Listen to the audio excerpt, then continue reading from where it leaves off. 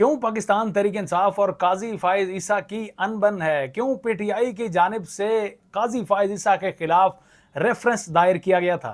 कैसे साबिक DGISI सियासत में मुदाखलत करते हुए पाए गए, जिसको बेनकाब किया था काजी फाइज ईसा ने?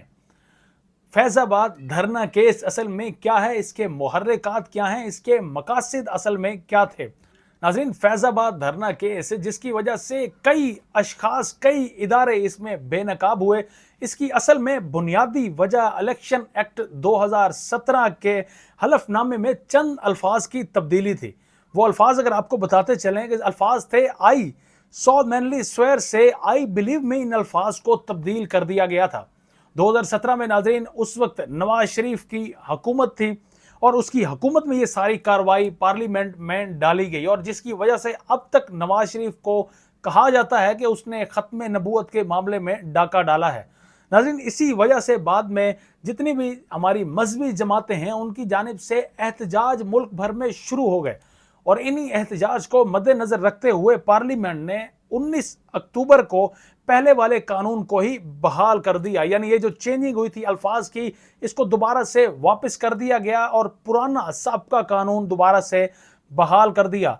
लेकिन नाज़रीन, इस सब के बावजूद हाफिज साद पार्टी ने 5 नवंबर 2017 को फैजाबाद धरना दे दिया। उन्होंने फैजाबाद का रुख किया, फैजाबाद इंटरचेंज को बंद कर दिया, जिसकी वजह से दो अहम तरीन शहर रावलपिंडी और इस्लामाबाद दोनों का आपस में राब्ता मुनक़ते हो गया और लोगों का जीना नाज़रीन यहाँ पर मुश्किल बन गया इसी फैजाबाद धरने की वजह से।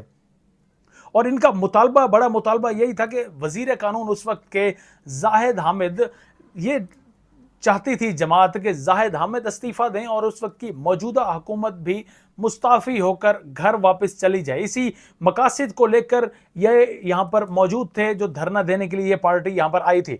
22 दिनों तक नाज़रीन ये धरना इसी तरह से दिया जाता रहा, और इस दौरान अगर बात करें हमारे इदारों की, ख़ुसूसन पुलिस की जानिब से या हमारे मखसूस इदारों की जानिब से ज़बरदस्त तरीके से ना सिर्फ उनको बैकअप किया गया, बल्कि कई एक जगहों पर झड़पें भी हमें दिखाई दी और कई अफराद जान से भी इसी वजह से नाज़रीन गए।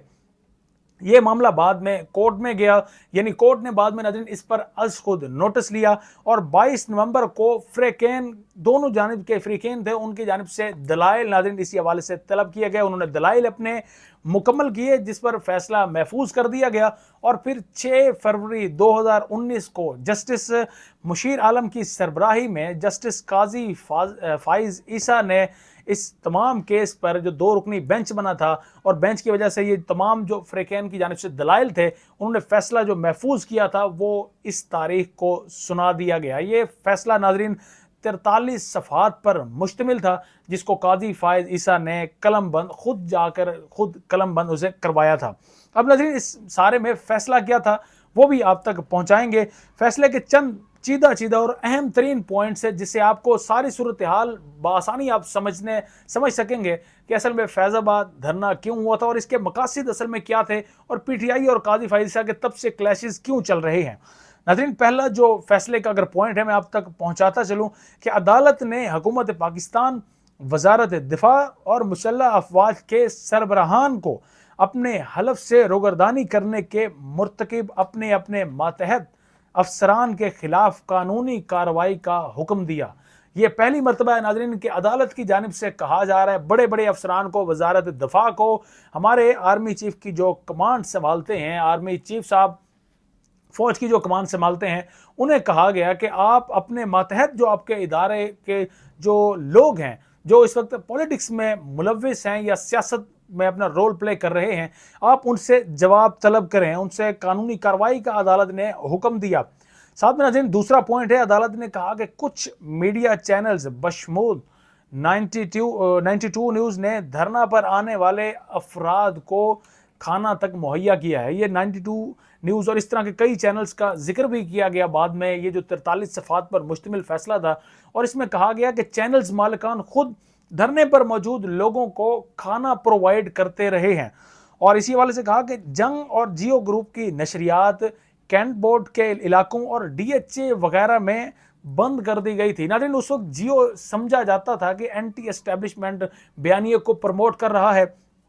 इसी वजह से जियो की नशरियात DHA फिर चाहे वो कैंट का एरिया हो, उनमें बंद कर दी गई और इसके साथ साथ आज़ादी इजहार राय पर भी कदगन लगाने की कोशिश की गई। और साथ में नाज़रीन जो अखबारात हैं, अखबारात की अशात में भी मुदाखलत इसके साथ साथ की गई। तो इसी हवाले से अदालत ने अपने DCA में लिखा कि जब ये सब कुछ हो रहा था तो पैमरा ने क्यों कोई एक्शन ना लिया, जब उसके अपने ही लाइसेंस शुदा चैनल्स के साथ ये सारी उनकी नशरियात भी बंद की जा रही हैं, जब उनके अपने चैनल्स के मालिकान लोगों को खाना फराहम कर रहे हैं, तो इस पर पैमरा को चाहिए था कि वो एक्शन ले।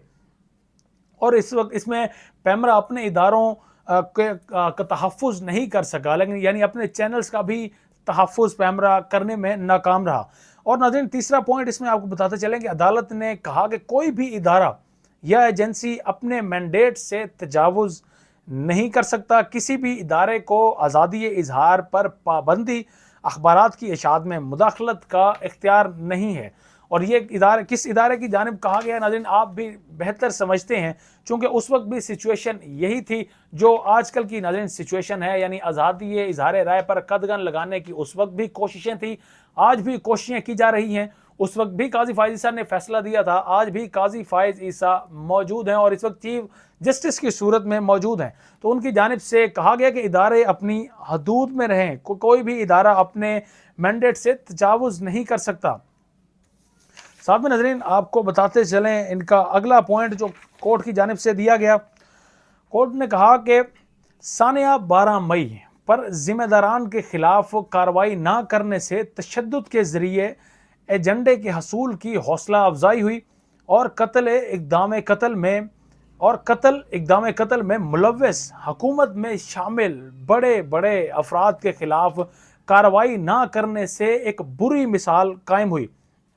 अदालत ने करार दिया कि रियासत को गैर जानिबदार और मुनसिफाना होना चाहिए, कानून का इतलाक यकसा तौर पर सब पर लागू होना चाहिए, वो हुकूमत में हो या रियासती इदारों में, और आज़ादाना तौर पर अपने फ़राइज़ मनसबी इन्हें निभाने चाहिए। अब नाज़रीन सानिया 12 मई क्या है, ये भी आपको आसान अल्फाज में समझाते चलें जिसका यहाँ पर जिक्र किया गया है। ये दरअसल 12 मई 2007 एक ऐसा दिन, ऐसा शर्मनाक दिन भी आप इसको पाकिस्तान की तारीख का कह सकते हैं, जिसमें कुछ अफराद की जानिब से या नामालूम अफराद की जानिब से खुला नाच किया गया और इनकी जानिब से लोगों को बेदरीक कत्ल किया गया। दरअसल 2007 एक ऐसा साल था जब उस वक्त के चीफ जस्टिस इफ्तिखार चौधरी को बरतरफ किया गया था परवेज मुशर्रफ की जानिब से, और उनकी बरतरफी के बाद काला कोट हमें बाद में नाज़रीन हक की पहचान बनता हुआ नजर आया, बाहर निकलते हुए नजर आया। और काले कोट जिसमें बड़े बड़े उस वक्त के नाम भी शामिल थे, सरदार लतीफ़ खोसा, एतजाज हसन और इस तरह के बड़े बड़े लोग मौजूद थे। पीपल्स पार्टी हो, कोई भी, तकरीबन तमाम जमातें नाज़रीन उस वक्त यकजा हो चुकी थी और उनका सिर्फ एक ही मुतालबा था कि ये वकला तहरीक जो बाद में चली, उनका मुतालबा यही था कि इफ्तिखार चौधरी को दोबारा से बहाल किया जाए और मुल्क में इलेक्शंस करवाए जाएं। इसी हवाले से नाज़रीन 12 मई को फैसला किया था इफ्तिखार चौधरी ने कि वो कराची में जाएंगे। और इफ्तिखार चौधरी जब कराची में गए तो एयरपोर्ट पर ही उन्हें कुछ नामालूम अफराद, कुछ कपड़ों में मलबूस अफराद, वहाँ पर सिविलियन लगने वाले अफराद वहाँ पर मौजूद थे एयरपोर्ट पर, जो उन्हें पकड़ने की कोशिश करते रहे। लेकिन वहाँ पर एतजाज हसन एक ऐसी शख्सियत थे जिन्होंने इफ्तिखार चौधरी को उनके हवाले नहीं किया। प्लान था कि इफ्तिखार चौधरी को कराची से दोबारा इस्लामाबाद वापस भेजा जाएगा। इस्लामाबाद में परवेज मुशर्रफ ने एक जलसा भी किया था जिसमें उन्होंने मुक्का लहराया था। तो ये सारा मामला था कि इफ्तिखार चौधरी कराची के बजाय दोबारा से वापस आए। उस वक्त की MQM जो उस वक्त साथ दे रही थी परवेज मुशर्रफ का, उनकी जानिब से भी लोग बाहर आकर एहतजाज करना शुरू हुए।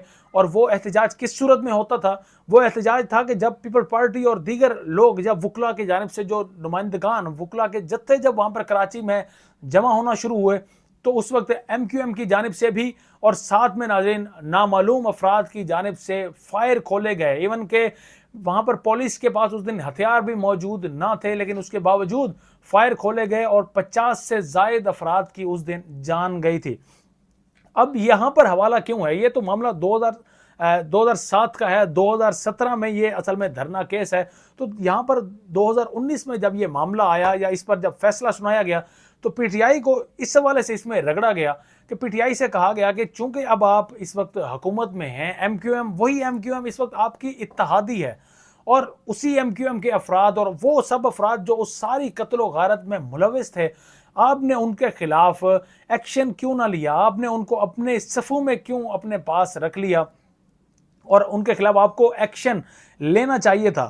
تو اسی وجہ سے یہی وہ فیصلے کی وہ شک تھی، یا یہی وہ فیصلے کا وہ پوائنٹ تھا، ایک اہم پوائنٹ تھا، جس سے قاضی فائز عیسیٰ اور پاکستان تحریک انصاف دونوں آمنے سامنے آتے ہوئے نظر آئے۔ پاکستان تحریک انصاف کو لگا کہ قاضی فائز عیسیٰ نے یہ ان کے خلاف فیصلہ دیا ہے، کیونکہ قاضی فائز عیسیٰ اس میں واضح طور پر کہہ چکے تھے کہ یہ آپ کی سب سے بری ناکامی ہے، سب سے بری مثال ابھی اس وقت پیش کر رہے ہیں کہ آپ ایم کیو ایم یا آپ جو بڑے بڑے افراد اس وقت حکومت میں شامل ہیں، آپ ان کے خلاف ایکشن نہیں لے پائے، آپ اس میں ایکشن لینے میں ناکام نظر آئے ہیں۔ اور ناظرین، اس کے بعد ہی ریفرنس بھیجا گیا، ریفرنس قاضی فائز عیسیٰ کے خلاف دائر کیا گیا پاکستان تحریک انصاف کی جانب سے۔ ایون ریفرنس بھیجنے سے 2 دن قبل عمران خان یہ کہتے ہوئے سنائی دیے جانے لگے، وہ کہہ رہے تھے کہ وہ ریفرنس نہیں بھیجیں گے، لیکن اس وقت ناظرین ڈنڈا چونکہ بڑا پاورفل تھا، جنرل باجوہ کی ایما پر بعد میں یہ ریفرنس بھیجا گیا، صدر عارف علوی کے تھرو یہ ریفرنس گیا، اور اس ریفرنس کی وجہ سے سرینا فائز عیسیٰ کو عدالتوں کے چکر لگانا پڑے، وہ ہمیں روتی ہوئی نظر آئی۔ قاضی فائز عیسیٰ نے عدالتوں کے چکر لگائے، اور آج وہی قاضی فائز عیسیٰ اسی سپریم کورٹ آف پاکستان میں چیف جسٹس کے عہدے پر براجمان ہیں۔ وہی صدر اس وقت کے جو ہمارے موجود ہیں، صدر صاحب نے ہی ان سے باقاعدہ حلف لیا ہے۔ تو یہ ساری چیزیں اب اس وقت سامنے آ رہی ہیں، اور اب اس وقت پی ٹی آئی یہ بیانیہ بنانے کی کوشش کر رہی ہے کہ ہم قاضی فائز عیسیٰ کے خلاف نہیں ہیں، بلکہ ہم تو اس کا ساتھ دے رہے ہیں، کوئی کلیشز نہیں ہے قاضی فائز عیسیٰ اور ہمارے درمیان۔ لیکن اصل میں کلیشز کا آغاز اسی نقطے سے ہوا تھا کہ ثانیہ 12 مئی کے قاتلین کو آپ نے اپنے پاس کیسے رکھ لیا، اور آپ نے انصاف کا حصول کیوں آسان نہ کیا، کیوں انہیں انصاف کے کٹہرے میں آپ نہ لے کر آئے۔ اور ناظرین، اب اس فیصلے یہ جو فیصلہ آیا، ایک فیصلے میں اگر آپ کو آسان الفاظ میں سمجھاتے چلیں، ایک تو واضح طور پر تھی کچھ چیزیں کہ کچھ ادارے ہیں جو نہ صرف اس فیض آباد کے دھرنے، حافظ سعد پارٹی کے دھرنے کو سپورٹ کر رہے تھے، بلکہ چینلز مالکان کے تھرو ان کو کھانا بھی پرووائڈ کیا جا رہا تھا وہاں پر۔ تو ایک تو انہیں ایکسپوز کیا گیا، ساتھ میں اس وقت کی جیو نیوز اور دیگر اداروں کی نشریات، صحافیوں کی نشریات کو پر بھی پابندی لگائی گئی، اور اسی پابندی کے حوالے سے یہاں پر ذکر ہے، اور جس کا یہ ذکر کیا جا رہا ہے یعنی سابق D G I S I. تو اس وقت سابق D G I S I کون تھے؟ اس وقت ناظرین فیض حمید تھے، سابق، جو اس وقت اب سابق D G I S I ہیں، اس وقت D G I S I کے عہدے پر تعینات تھے، اور ڈائریکٹ قاضی فائز عیسیٰ کی جانب سے انہیں اپوائنٹ کیا گیا، ان کی جانب اشارہ کیا گیا، انہیں پوائنٹ آؤٹ کیا گیا کہ آپ ہی اس وقت یہ سب کچھ کرانے میں ملوث تھے۔ اور ساتھ ساتھ وزارت دفاع کو، آئی ایس آئی کو، اور ہماری جو اس وقت کی آرمی کی کمان سنبھالتے ہیں، آرمی چیف کو واضح طور پر ایک میسج کنوے کیا گیا قاضی فائز عیسیٰ کی جانب سے کہ آپ اپنے ماتحت، جو اس وقت آپ کے ماتحت کچھ لوگ ہیں جو اس وقت ادارے کے لوگ ہیں لیکن سیاست میں ملوث ہونے کی کوشش کر رہے ہیں، انہیں لگام ڈالیں، انہیں آپ روکیں، ان کے خلاف آپ احتساب کریں اور انہیں کٹہرے میں لائیں۔ تو یہ تھے وہ بنیادی پوائنٹس جن کی وجہ سے قاضی فائز عیسیٰ اینٹی اسٹیبلشمنٹ سمجھے جانے لگے، قاضی فائز عیسیٰ کے خلاف کمپین بنائے جانے لگی، اور اب وہی قاضی فائز عیسیٰ اس وقت سپریم کورٹ آف پاکستان کی دہلیز پر چیف جسٹس کی صورت میں ناظرین موجود ہیں۔ اس فیصلے کے خلاف بعد میں وزارت داخلہ، وزارت دفاع، وزارت داخلہ کے ساتھ ساتھ PEMRA, I B, P T I, M Q M اور شیخ رشید، ان سب نے ناظرین 15 اپریل 2019 کو اس فیصلے کے خلاف نظر ثانی کی درخواستیں دائر کی تھی، جو کہ اب اس وقت ناظرین اب ان سماعت کے لیے ان درخواستوں کو مقرر کیا جا چکا ہے، ان کے لیے اب ڈیٹ بھی دے دی گئی ہے، وہ ڈیٹ بھی اب تک ناظرین پہنچائیں گے۔ چیف جسٹس قاضی فائز عیسیٰ کی جانب سے اب 3 رکنی بینچ بنایا گیا ہے، جس کی سربراہی خود قاضی فائز عیسیٰ کریں گے، اور یہ تمام جو بھی جن کی جانب سے نظر ثانی کی اپیلیں فائل کی گئی ہیں اب سماعت کے لیے یہ مقرر ہو چکی ہیں، اور 28 ستمبر کو اسی کیس کے حوالے سے ناظرین دوبارہ سے سماعت ہوگی۔ اب 28 ستمبر کو فیصلہ ہوگا یا دیکھا جائے گا جب سماعت ہوگی، یا آرگومنٹ جب سامنے آئیں گے سامنے، کہ فیض آباد دھرنا کیس کے جو عناصر ہیں جن کے خلاف فیصلہ آیا، کیا وہ فیصلہ اس میں دوبارہ سے تبدیل کیا جا سکے گا؟ کیا نظر ثانی اپیلوں میں پاکستان تحریک انصاف کو اس میں ریلیف ملتا ہوا نظر آئے گا؟ وزارت دفاع کی جانب سے بھی ہے، پیمرا کی جانب سے بھی نظر ثانی کی اپیل ہے.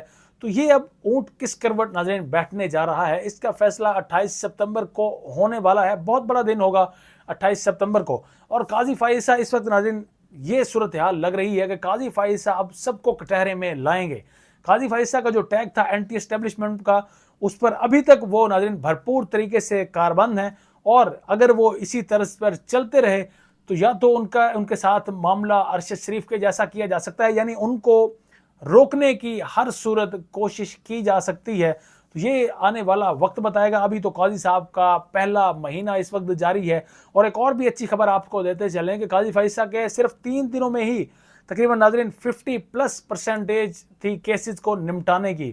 تو بڑی سپیڈ کے ساتھ قاضی فائز عیسیٰ کی اس وقت کوشش ہے کہ جو 57,000 کیسز ابھی تک پینڈنگ تھے، ان میں 57,000 سارے نہیں تو کم از کم آدھے کیسز کا فیصلہ وہ کر کے جائیں. ہمیں ناظرین اچھے کی امید بہرحال رکھنی چاہیے. اب تک کے لیے اتنا ہی. اپنے میزبان ثقلین حمانہ کو اجازت دیں. اللہ نگہبان.